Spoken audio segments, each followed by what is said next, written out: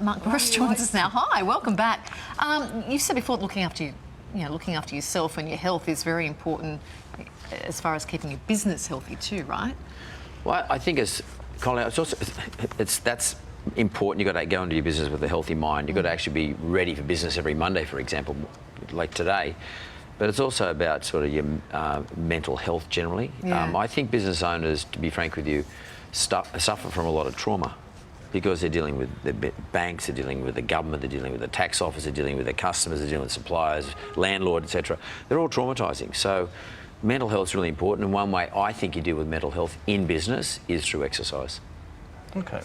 And you do that very, very successfully. We said in the intro the whole self-made millionaire thing. A lot of people watching would be going, well, I would buy myself a nice little house and a boat and a little car, and I'd just put my feet up and relax. But what keeps you going?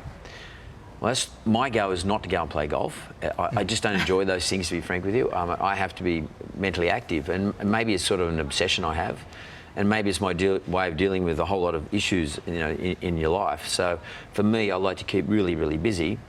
The only thing I know right now is how can I give back to the business community. That's the only thing I can really do. I'm not going to go and set up some great invention. I'm not a technologist or an engineer or something like that. So my thing I can do is actually pay forward what I've learned, Larry. So that's really, really important to me, is to pay it forward and keep paying it forward in a valuable way to small business owners. You sparked a bit of a war on social media saying we shouldn't be using the term small business.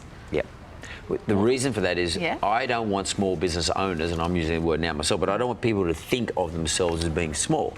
I mean, I want people to think of themselves as being significant. If you keep loading this moniker on to business people that they are small, they're going to think in small ways, and they're going to start to assume being small. That is, I don't deserve anything because I'm only small, I'm insignificant. And that bothers me, because the business market, the people in this country who employ 60% of all employees fit into that category of the small business environment. The 2.2 million of them employ 60% of everyone in Australia. It's By any measure, that's significant. That's big, yeah.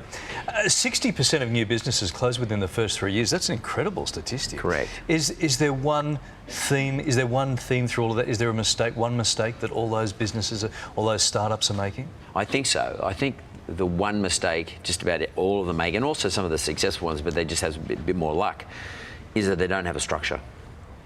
So they don't run their business with any structure. And I don't mean having a company versus a trust or all that sort of stuff. I mean, that does come into it. I just mean a rhythm that you abide by every single day. Now, that goes right down to how you treat yourself in the morning when you first get out of bed, the first thing you do, how you go to the office, how you build your systems and processes within your business, how you explain it to your staff, how you include your staff, how you recruit.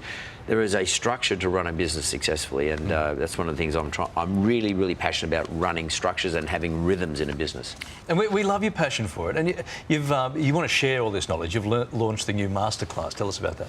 Well, I did a Masterclass in February this calendar year, and I had 5,000 people come along, and I found they were very interested. So what I've done is I've taken all of that and I've compiled it into a digital online course, which you can.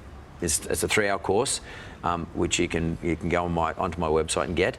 But then every month there's an update. So every month I'm going to bring in an expert, and I do a live discussion with that expert, and you can download 1,000 times if you want. You can share it with all your mates and your family and your business and your staff, and every month for 12 months. And I'm going to repeat this every single year, because I think people need somewhere to go once a month to be reminded of what's important in running a business and how you get your rhythm going. And it's support too, because as you said, business owners sometimes feel alone, so it might be nice to feel that they've got some support. January, a lot of people think about changing jobs in January. They sit down over Christmas, they've got a bit of time off. What's the killer interview advice that you can give anybody who might be considering, changing things up, looking for a new job or a new career in the new year? I think it's about getting your pitch right. So when you go into, it's happened to me many times, but when you go into pitch your idea or pitch your application or pitch into your interview, make sure that your pitch is no more than a minute. But you've got to tell the business owner or the person who's interviewing you what you're going to do for the business. Don't talk about yourself. Talk about what you bring to the game. Yeah. And you've got to explain to them you understand what business they're in. Get right to the very heart of the business that they are in. And don't think you're selling computers, or don't think you're selling mobile phones. You are selling social media, you're selling communications, you're selling all the stuff that the reasons why we get a mobile phone, for example. So make sure, if you're going to work in a coffee shop, make sure you understand why people come to get a cup of coffee. They come for intimacy, they come from warmth, they come for welcoming. Not A place where everybody knows your name. correct. Yeah. Thanks, Mark. Well, there you go. You've got a job. Yeah, thank you, thank you. You steal a song, you get a job. I come quite cheaply too. That's why you're so good at what you do. Thanks, mate. Have a great Christmas. Sweet. Good to see you. Mark's Playbook is a masterclass for small business owners. It is available online right now, and details, of course, are right there on our website. We're Thanks, back Mark. after this.